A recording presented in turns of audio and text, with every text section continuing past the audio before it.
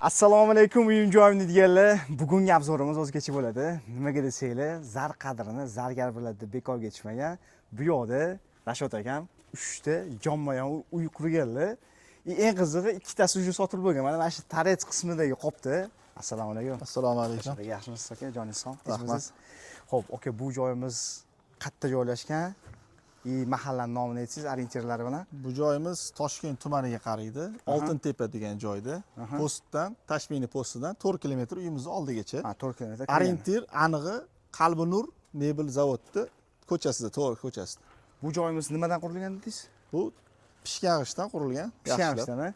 Bu uyimizning narxini video davomida aytib ketamiz, lekin 5 xonali kvartirani pulga bemalol olsa bo'lar ekanda. Shundan. Xullas, videoni oxirigacha ko'rsanglar aytib o'tamiz. Xullas, uyim-joyim deganlar, bu uyimiz tayyor holda. Inshaalloh hammamizga shu videoni kim ko'rayotgan bo'lsa, hammamizga nasib qilsa, xullas, yo'qsin deb bitta like bosib qo'yasizlar. Lekin bitta minus tarafi ham bor ekan, aytaman. Mahallasi asfalt emas ekan. Endi tan olish kerak. Bu yoq tomonni ko'rsat, nari tomonni ham bitta ko'rsatsa. Xullas, mashina kirishi zo'r, keng ekan, lekin asfalt emas ekan. U asfalt qachon bo'ladi? Asfalt open budjetni yutganmiz. Oldingi ko'chalar уже bo'lgan asfalt. Endi bu ko'chaga kelgan 2 oy ichida qilamiz deyapti. Asfalt bo'ladi, to'g'rimi? Xudo xolisa bo'ladi asfalt.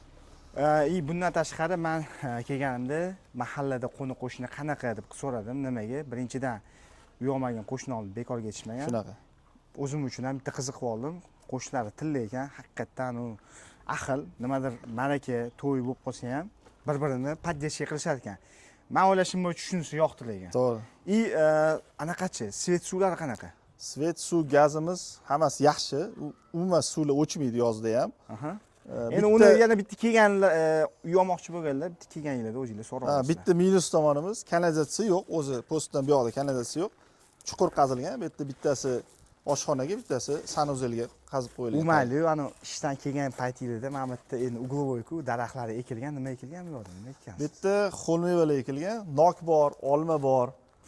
Hammasi hosil beradigan daraxtlar ekan. Hosil beradigan daraxtlar. Zo'r.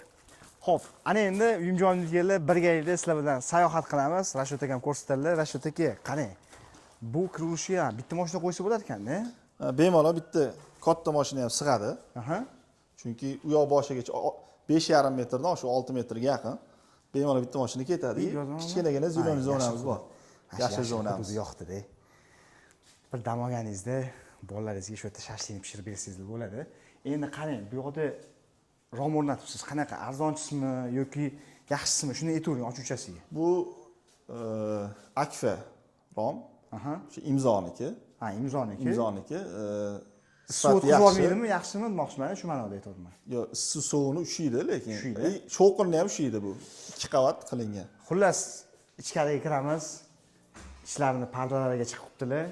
Ana endi ketdi. Ichkarini boplabsiz-ku, oka? Gap bo'lishi mumkin emas. Birinchi etajda nechta xonasi bor shunday? Birinchi etajda zalimiz bor. Kattalar yotoqxonasi bor.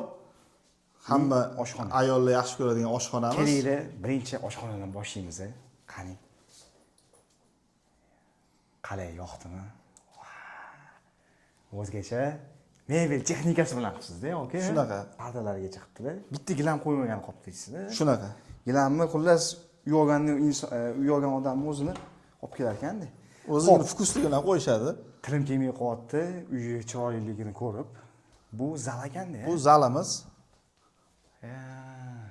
3,5 metrga 5 metrdan oshiqroq. 3,5 ga 5, ha? Shunaqa.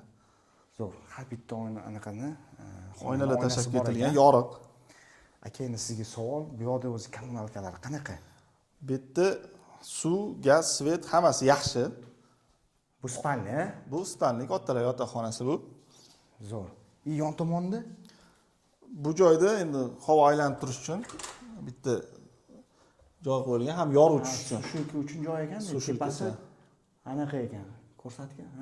Yoruvchi tushib turadi. Yoruvchi tushadi. Zo'r. Yoq tomonda? Bu yerda birinchi etaj sanuzelimiz. Sanuzeli tayyor holda ekanda. Tayyor. Oyog'i cho'pli polmi? Bu yerda to'pli pol qilingan va mana sanuzeli hamma joy polni, birinchi, ikkinchi etaj hammasi to'pli pol qilingan, hamma joyda. Spanniyligacha qilingan. Отопленияga turbalar chiqarib qo'yilgan, tayyor qilib. Mana bu joyimizmi? Bu joyimiz uyimizni yuragi deyiladimi? Shu kotelning xonasi. Bu tomonda bo'llarimiz turibdi, mana katta. Ha, suvdan muammo bo'lmasa Suvda muammo yo'q. Gap yo'q. Uyim joyimni deganlar menga eng yoqqan tarafi bu uyi. Mana bu ikkinchi etajga chiqib ko'rish joyi bo'ldi. Bitta e'tibor berasizlar. Oka. U yo'g'on odam maza qilib rohatlanib yashayotganda. Shunaqa. Xo'p, ikkinchi etajda nechta xonasi bor? Ikkinchi etajimizda 3 ta spalniy bor, bitta hol bor, 2 ta sanuzelimiz bor. Xo'p, birinchi joydan boshlaymiz. Bu nima? Bu yerda sanuzelimiz joylashgan. Qani, ukam, bitta ko'rsatsa.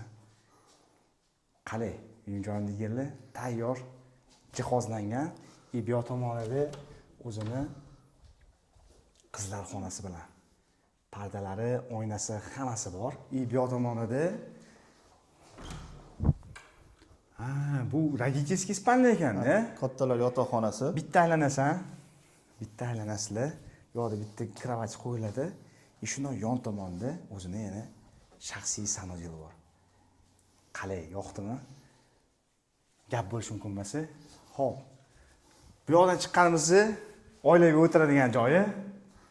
Shunaqa. Divan kresloni qo'yib, mana bu yerda bemalol televizor o'tirsa bo'lar ekan. Bu tomonda kichkinagina balkonchamiz bor.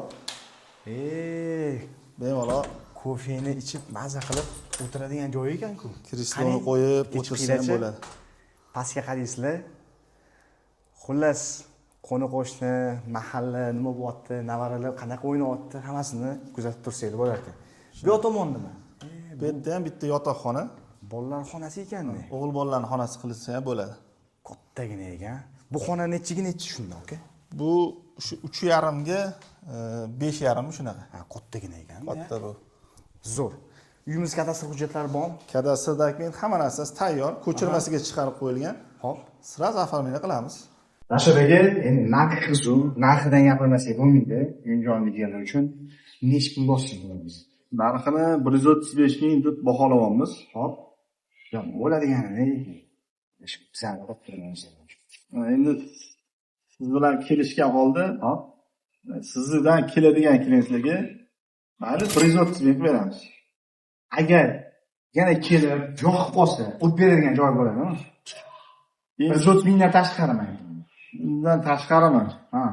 Kelishganda mayli bir sunnatlik ozgina o'tadigan joy bo'ladi. O't beradigan joy bo'ladi. Mana shu parda, mebel texnikasi bilan qoladi, to'g'rimi? Mana shu olib chiqib ketmaysiz. Shu joyda nima ko'rilgan bo'lsa, shu parda, mebel texnikalar qoladi. Tushundim. Xullas, uyim joyimda deganlar, akamiz 130 ming startoviy narxini aytibdilar. Yana o't beradigan joy bor.